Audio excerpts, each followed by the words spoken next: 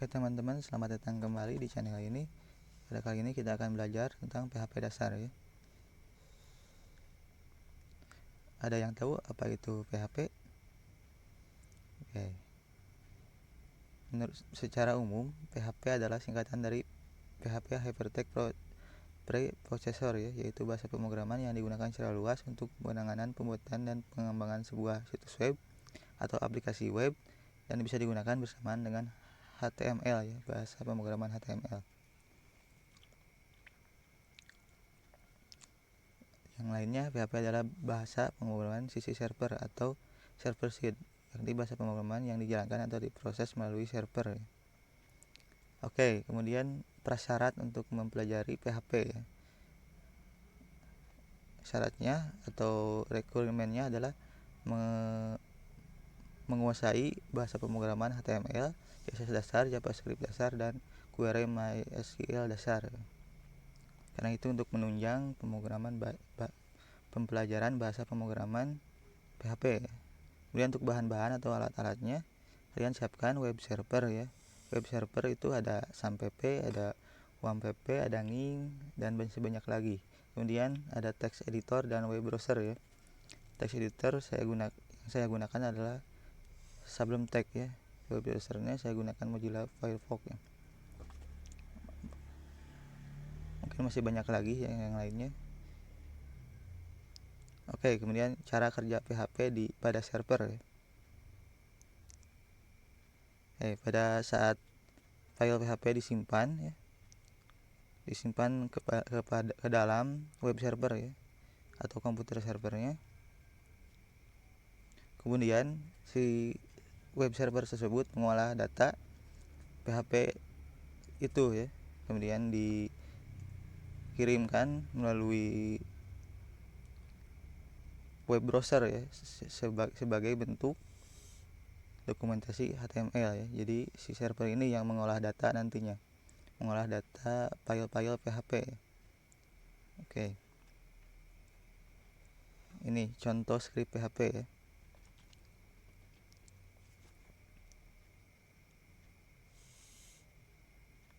Nah, sama seperti bahasa pemrograman lainnya, ada tag penutup dan ada tag pembuka, yaitu ada tag PHP penutup dan pembuka. Di sana juga ada sedikit script PHP ya, yang namanya variabel. Oke, kemudian ya tentunya praktek ya. Kalau gak praktek ya percuma. Yang pertama kita buka web servernya ya. Di sini saya menggunakan XAMPP ya, web servernya. Kenapa saya menggunakan ini? Karena ini sudah komplit ya. Di sana ada Apache-nya dan MySQL ya sebagai bahasa atau untuk basis data ya.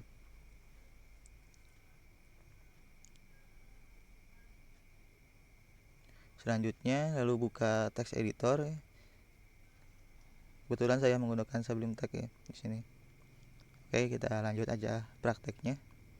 Oke, yang pertama kita nyalakan dulu atau running web servernya, yaitu XAMPP-nya ya, dengan cara klik start ya, Apache sama MySQL ya.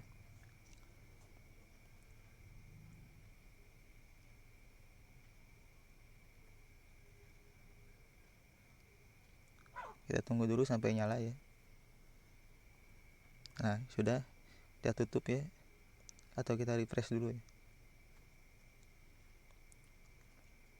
Lalu kita buka web browser kita. Saya kebetulan menggunakan Mozilla Firefox ya. Kalian juga bisa gunakan web browser yang lain ya, seperti Chrome atau Opera ya.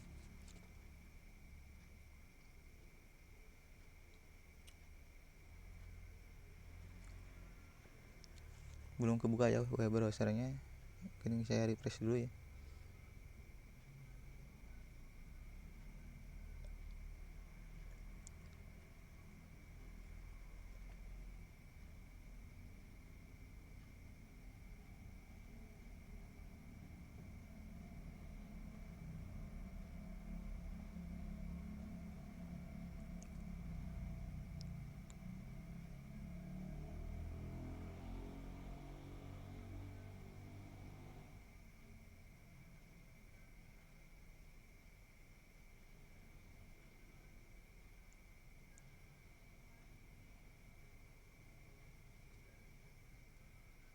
Kita coba satu kali lagi. Nah, ini sudah kebuka ya web browsernya.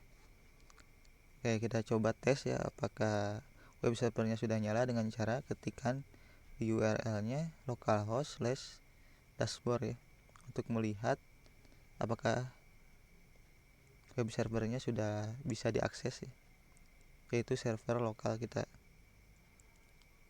Kita tunggu ya, apakah bisa diakses web servernya.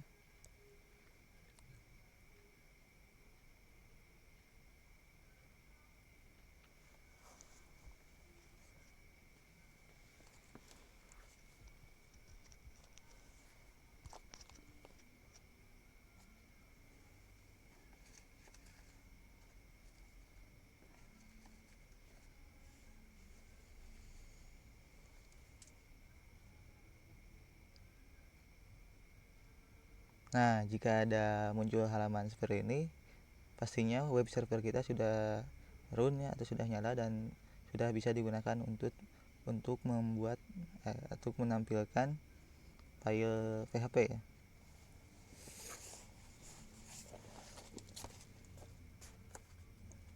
Oke, kita coba buka text editor kita ya. Kita buka Sublime Text.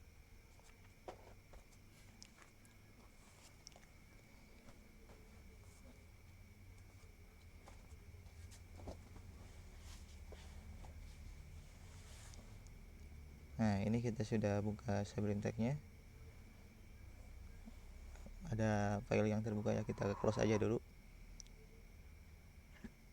File yang terbuka kita close aja dulu. Kita akan buat satu buah tag yang tadi yang contoh ya, satu buah script ya. Yang pertama kita simpan dulu ini filenya di directory root web server kita ya, di exampp ya. Kita taruh di file atau di folder htdoc ya, yang di dalam folder exampp.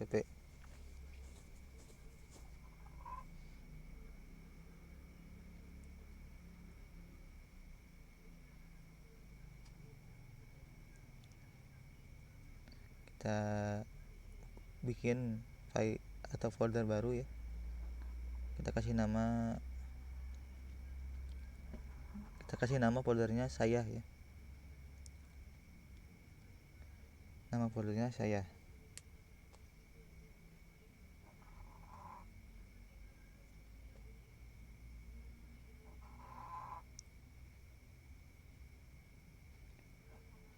Oke, kita buka ya folder saya. Dan kita bikin file PHP-nya di sini. Oke, kita coba bikin dengan nama belajar dan ekstensinya untuk PHP itu .php ya.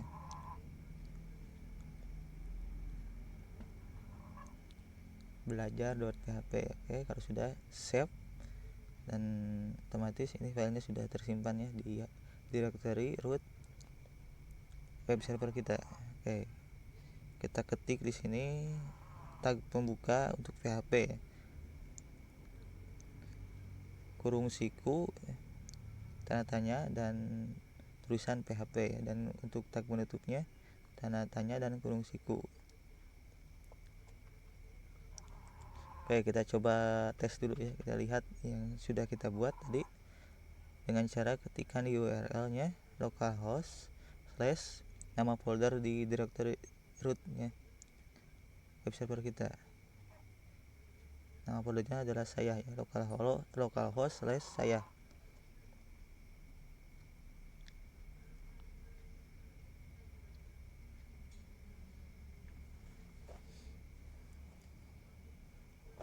Ini direktorinya kita buka ya, yang tadi file belajar.php ya. Oke, kalau sudah begini berarti sudah berhasil ya satu file PHP-nya dan tidak error ya. Oke, kemudian kita akan tulis tadi ya variabel. Kita akan coba membuat variabel pada file PHP. Saya coba kasih dengan dolar nama ya. Untuk membuat sebuah variabel itu dengan menggunakan dolar ya, diawali dengan menggunakan dolar. Kemudian nama variabelnya kita akan buat dengan nama dolar nama, dan isinya atau value pada variabel tersebut adalah misalnya coba ya, Oli Solihudin ya.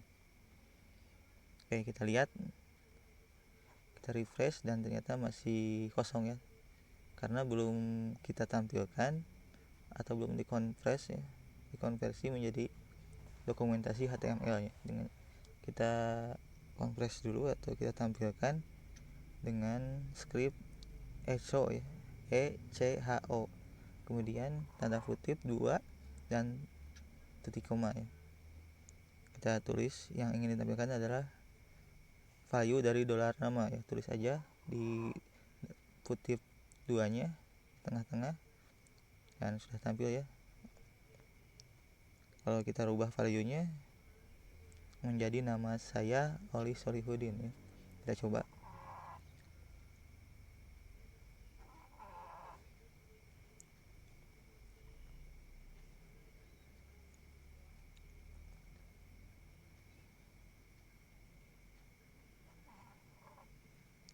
Kita coba di web browser. Nah, sudah berubah ya, menjadi nama saya Oli Solihudin ya.